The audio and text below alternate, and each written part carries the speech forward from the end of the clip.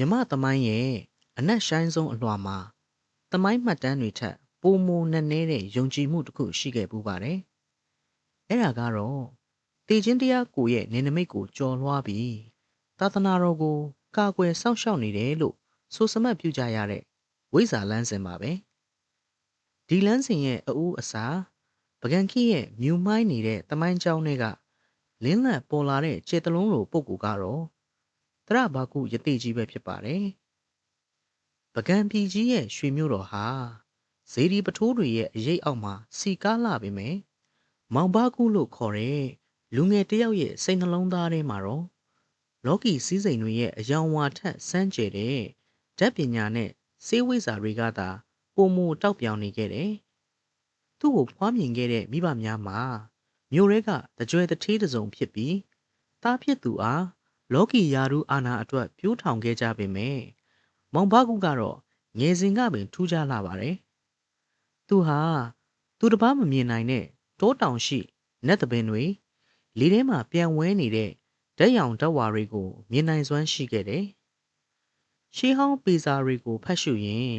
ဆေးပင်တိုင်းရဲ့ဂုံသက်တီတတ္တုတိုင်းရဲ့အကျိုးအာနိသင်ကိုကိုယ်တိုင်မစမ်းသပ်မီကပင်သိရှိနေတတ်တယ်။လူတွေရဲ့အိုခြင်းနာခြင်းတေခြင်းကိုငေးမောကြည့်ရင်ဒီဖြစ်စဉ်တွေရဲ့နောက်ွယ်ကဓာတ်တွေရဲ့ရွေလျားမှုကိုဖတ်မြင်နိုင်တဲ့ဉာဏ်မျက်စိပွင့်လာခဲ့တယ်။တနေ့မှာကြီးလက်ကျောင်းဆရာတော်တစ်ပါးကသူ့ကိုရှေးဟောင်းပေစာဟောင်းတစ်စောင်ပြခဲ့တယ်။ပရပိုက်ဖြူပေါ်မှာမှီနီနဲ့ရေးထားတဲ့အကျွင်းအကြံစာသားတွေထဲမှာအမျိုးမျိုးအနေနဲ့သို့လှည့်လည်၍ခန္ဓာဓာတ်ကိုပြုပြင်နိုင်သောဝိဇ္ဇာရှိတယ်ဆိုတဲ့စကားတွေပါပဲ။အဲ့ဒီစကားလုံးတွေဟာမောင်ဘကုရဲ့နှလုံးသားထဲကိုမီးစတစ်လုံးလိုကြားရောက်သွားခဲ့တယ်။အဲ့ဒီနောက်မကြာမီမိဘများကသူ့အတွက်အိမ်ယာထူထောင်ပေးရန်ကြိုးပမ်းလာတဲ့အခါမောင်ဘကုဟာဆုံးဖြတ်ချက်ချလိုက်တော့တယ်။အိမ်ယာထူထောင်ခြင်းလောကီပစ္စည်းဥစ္စာတွေကိုစွန့်လွတ်ဖို့ဆုံးဖြတ်ချက်ကသူ့အတွက်မခက်ခဲလာပါဘူး။အကြောင်းမူကားသူ့စိတ်နှလုံးဟာမြင်နိုင်တဲ့အရာတွေထက်မမြင်နိုင်တဲ့အရာတွေစီကိုကြာရှည်စွာဆွဲငင်ခံနေရလိုပဲဖြစ်ပါတယ်။ဒီလိုဆုံးဖြတ်ချက်ချပြီးတာနဲ့တပြိုင်နက်တည်းမောင်ဘကုလည်းယသိဝတ်ကိုခံယူလိုက်ပါတယ်။အဲ့လိုယသိဝတ်ကိုခံယူပြီးနောက်တရဘာကုလို့အမည်တစ်ကိုပါခံယူလိုက်ပါတယ်။တရဆိုတာမြားကဲ့သို့ထက်မြက်သောဉာဏ်ဘာကုဆိုတာဝိဇ္ဇာပညာရဲ့ခွန်အားကိုဆောင်တယ်။ဒီအမည်ဟာသူရှာဖွေမဲ့လမ်းစဉ်ရဲ့ကြီးညာချက်တစ်ခုလိုပါပဲ။တရဘာကုယသိဟာဟိမဝန္တာတောင်ကြီးကိုဥတီပြီးတောထွက်လာခဲ့တယ်။လန်ကီးတစ်လျှောက်တစ်သေးဝလံနဲ့တစ်ဥတစ်မြစ်တွေကိုသာစားသုံးရင်ခန္ဓာကိုယ်ကိုပေါ့ပါအောင်ပြုလုပ်ခဲ့တယ်။တောနက်ထဲနက်နက်နဲနဲရောက်လာချိန်မှာကြောက်ကူတစ်ခုအတွင်း၌တကူးကြီးသောယသိအိုတစ်ပါးနဲ့ဆုံတွေ့ခဲ့ရတယ်။အဲ့ဒီယသိအိုကြီးဟာဇမူဒီပါမှာထင်ရှားသောဝိဇ္ဇာဆရာကြီးတစ်ပါးဖြစ်ပြီးနှစ်ပေါင်းများစွာတောအုပ်အတွင်းတရားကျင့်ကြံနေသူဖြစ်ပါတယ်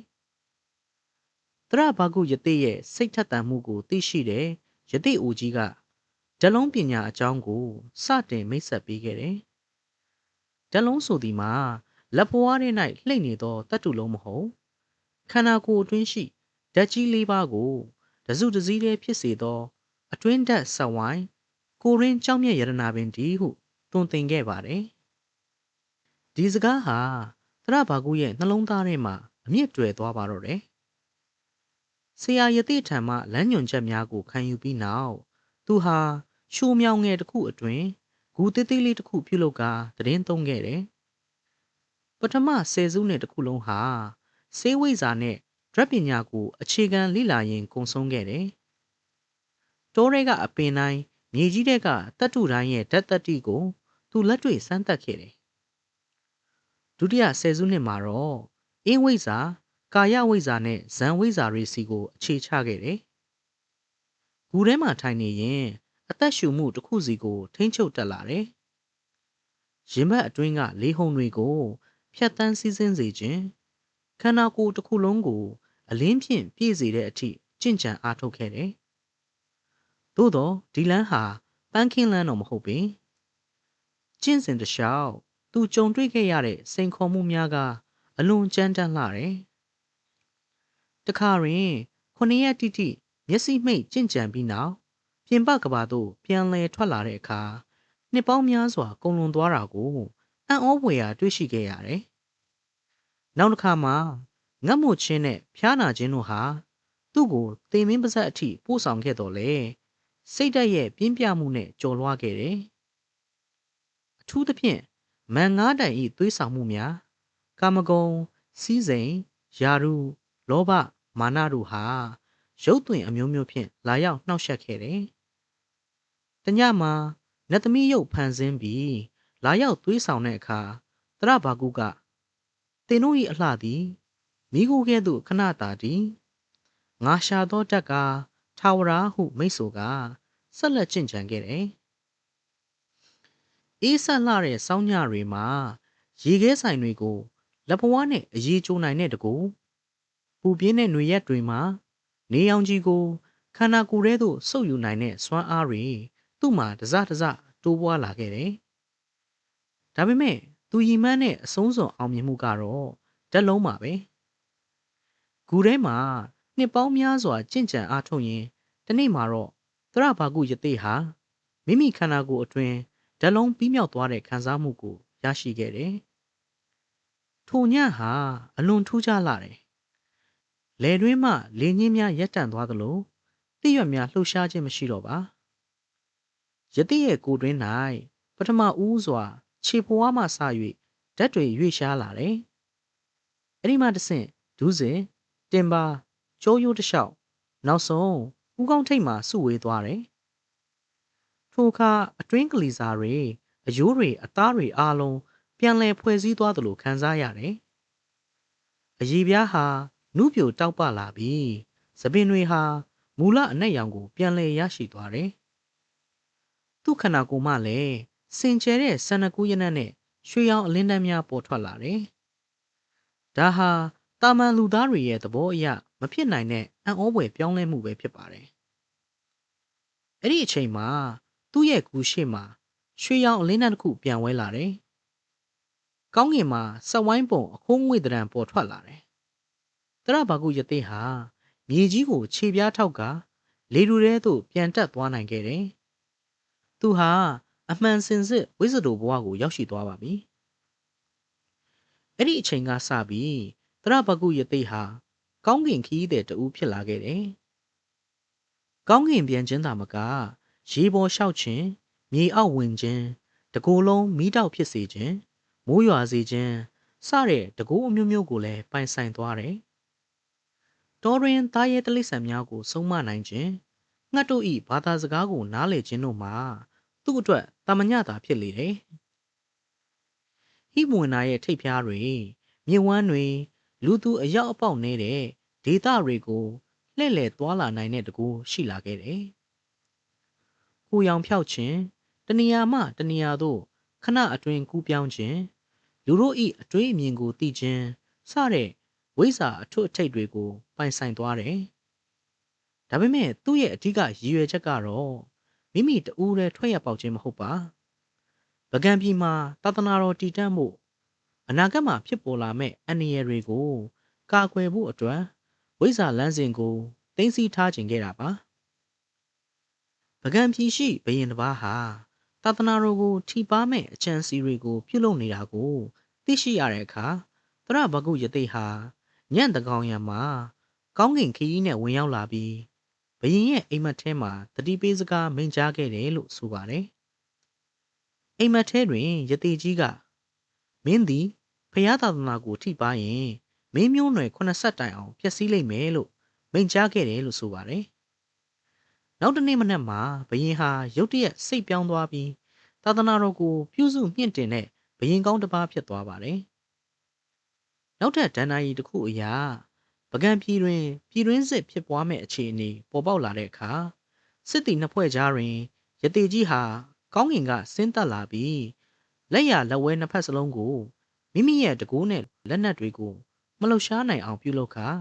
ပြန်လည်သိမ့်မြတ်စေခဲ့တယ်လို့ဆိုကြပါတယ်။အဲ့ဒီအချိန်ကစပြီးသရဘာကုယသိဟာမျက်ွယ်ပြုပြီးသာသနာတော်ကိုစောင့်ရှောက်နေတဲ့ မဟာမုနီမြတ်သောစောင့်ရှောက်အရှင်အဖြစ်ထင်ရှားလာခဲ့တယ်။ယနေ့ထိတိုင်မြန်မာနိုင်ငံရဲ့ရှေးဟောင်းစေတီပထိုးအချို့မှာတရဘာကုယတိကိုပင်းဖိတ်ကိုးကွယ်တဲ့ဓလေ့တွေကျန်ရှိနေပါသေးတယ်။ပကံမန္တလေးမော်လမြိုင်ရှိရှေးဟောင်းဖျားစီတီတချို့တွင်တရဘာကုယတိအားမဟာဂုရုအဖြစ်ရှိခိုးကြတာကိုတွေ့မြင်နိုင်ပါတယ်။အထူးသဖြင့်ဝိဇာလန်းကိုလိုက်စားတဲ့သူများဆရာကြီးများကမိမိတို့ရဲ့ပညာလန်းစဉ်အဆက်မပြတ်စေရန်နဲ့တကောအာနုဘော်တိုးပွားစေရန်တရဘာကုယတိအားရှေးဥစွာရှိခိုးကြသည်မှာထုံးတမ်းစင်လာဖြစ်လာလေတယ်။တချို့ကဆိုကြတယ်သာသနာတော်အတွက်ကြီးမားတဲ့ဘေးအန္တရာယ်ကြောက်ရောက်မဲ့အခါမျိုးမှာတရဘာကုယတိကြီးဟာကိုရိုတိုင်းပွင့်ထွက်လာပြီးကာကွယ်ပေးတယ်လို့တောင်ဆိုကြပါတယ်။တရဘာကုယတိရဲ့ဇလန်းဟာရုပ်လောကရဲ့အတိုင်းအဆုံးကိုကျော်လွန်ပြီးစိတ်ရဲ့စွမ်းအားဓာတ်တို့ရဲ့ဖန်တီးအမှုပညာကိုယုံကြည်သူတွေအတွက်ထာဝရလင်းလက်တောက်ပနေတဲ့အကျယ်တလုံးပါပဲ။သူ့ဇလန်းဟာတာမန်သူသားတစ်ယောက်အတွက်မဖြစ်နိုင်ဘူးလို့ထင်ရတဲ့အရာတွေကိုစိတ်ဓာတ်ရဲ့ပြင်းပြမှုနဲ့ဇွဲလုံးလုံးဖြင့်အောင်မြင်နိုင်တယ်ဆိုတဲ့သင်ခန်းစာကိုရရှိပါတယ်။ထွက်ရက်ပေါက်ဆိုတာရုပ်ခန္ဓာကိုစွန့်ခွာခြင်းမဟုတ်ပဲရုပ်ခန္ဓာကိုပင်ပြုပြင်ပြောင်းလဲကတည်ခြင်းတရားကိုကျော်လွှားခြင်းဖြစ်တယ်ဆိုတာကိုမှတ်သားရပါတယ်။ဒါကိုတချို့ကဖျားဟောတရားနဲ့ဆန့်ကျင်တာကြောင့်မဖြစ်နိုင်ဘူးလို့ထင်ကြပါတယ်။ဖျားရှင်ကဒီအကြောင်းအရာတွေကိုမဟောခဲ့ဘူးဆိုတာဟာတည်ခြင်းတရားကိုလွန်ဆန်တဲ့ကျင့်စဉ်တွေဟာတန်တရားထွက်မြောက်ကြောင်းတရားနဲ့ဆန့်ကျင်သွားမှာဆိုလို့မဟောကြားခဲ့တာပါ။ဒါပေမဲ့ဖျားရှင်ပြိဋိဘံမပြုတ်မီဝမ်းတော်လာခဲ့တုန်းကပြိဋိဘံပြုတ်ဖို့အချိန်မတန်သေးတာကြောင့်အာယုသင်္ခါရဖလတမဘတ်ကိုဝင်စားခဲ့ပြီးခန္ဓာကိုယ်ကဝေဒနာတွေကိုတမာတိနဲ့တားဆီးခဲ့တာကြောင့်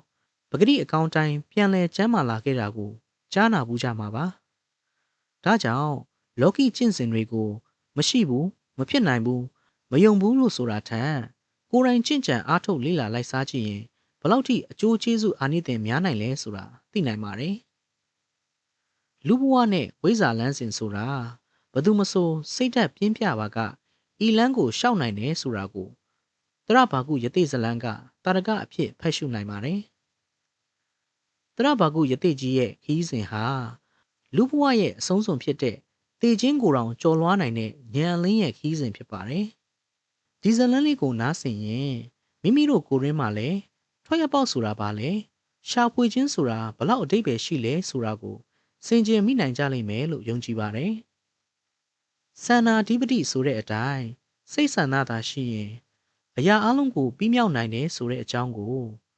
တရဘာကုယတိကြီးရဲ့ဝိဇာလန်းစဉ်နဲ့အတူတင်ဆက်ရင်အဆုံးထိလိုက်ပါနားဆင်ပေးခဲ့ကြတဲ့တဦးတယောက်ချင်းစီတိုင်းကိုအထူးကျေးဇူးတင်ရှိပါတယ်ခင်ဗျာ။ကျွန်တော်တင်ဆက်ပေးနေတဲ့အခုလိုအံ့ဖွယ်ထူးခြားတဲ့ဖြစ်ရမှန်သမိုင်းကြောင်းဗီဒီယိုလေးတွေကိုစိတ်ဝင်စားရင်ကျွန်တော် channel လေးကို like and subscribe လုပ်ထားပေးဖို့တောင်းဆိုပါရစေ။နားဆင်သူများအားလုံးကိုယ်စိတ်နှဖျားချမ်းသာချမ်းသာကြပါစေခင်ဗျာ။